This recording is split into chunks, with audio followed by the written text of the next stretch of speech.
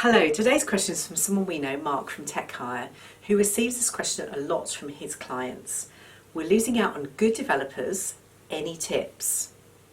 Okay. Lots. Yeah, lots, no doubt. So this is when, through the hiring process, we've seen someone who could be brilliant, and then, unfortunately, they've found another job, or have otherwise dropped out of the process. Yes. Okay. So what would you do? Where would you start? So the first thing to remember is if they're interviewing with you, you can be damn sure they're interviewing with a lot of other companies. So look at your process and make sure it's slick as it can be. Please don't do 3, 4, 5-step interviews, 2 at the very most. Yeah. Okay. I would say, thinking about it from a leader's point of view for a second, so it could well be that the recruiters, certainly people like Marc, and the recruitment teams will be pushing for an answer, but I think it's important to discuss a bit about why that's so important. So if you're a development manager, say, and you receive a CV, please turn that round as quickly as possible. Same day responses on CVs is a good idea. If you can't do same day, then at least next day, but as quickly as possible. That all provides some pace into the process. As soon as you sit on that CV for a week, what's the applicant going to think? That you're not interested in the role, and if something else comes up in the meantime, they've got an opportunity to go there. When you're interviewing, certainly be interviewing with people from your team, with other colleagues, peers outside your team, even better, because they can test for kind of organisational fit without having the emotional tie to, I need someone in this role, that they might have otherwise. Unfortunately, when you do that, there can be a tendency to spread interviews out.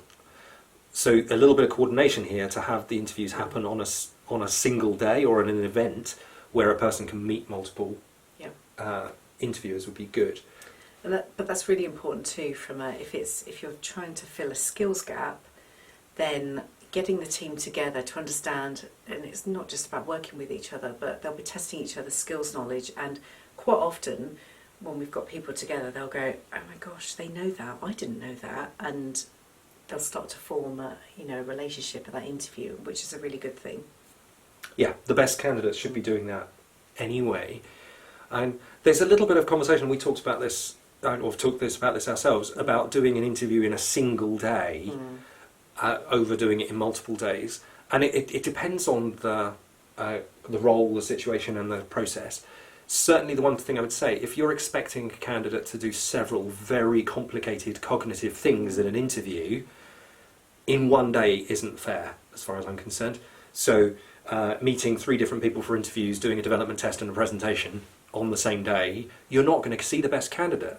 Because unless that is a normal day in your organisation, that's an unrepresentative example. So if you have a situation like that, then maybe split it into 2, but please be clear with the candidate of what the process is and when it is you're going to make a decision in the process. Keep them informed throughout. And I think a lot of candidates now are quite happy to spend 2-3 hours at your office interviewing if they know they don't have to come back again. Or particularly if it's surrounded by telephone interviews work very well, Skype interviews, online interviews, to preempt the face-to-face. That's really good because you get to know the candidate much better first up, and then you're actually meeting them. You've already formed a relationship and you're just tying up some loose ends and questions that you have and checking their coding skills or whatever it is, the practical stuff on the day. Yeah. So I smiled there about loose ends and tie up on the day. Be careful. Yes. You've done a telephone interview, you thought they were stunning. Yeah. You've still got to interview them. Yes. The next session is not you just proving your point. No. The next session is you testing them as a candidate. Don't rely on the bias that you developed in your first 5 minutes at the front door. Yeah. Another point, just because we're talking about losing candidates, I would say, after an offer and after an acceptance, the process is still going. And maybe that's a mistake that quite a few leaders make, is that I've hired a candidate, they're not going to start for 3 months, but I can forget about that because I've got that role played. That 3 months is a very long time.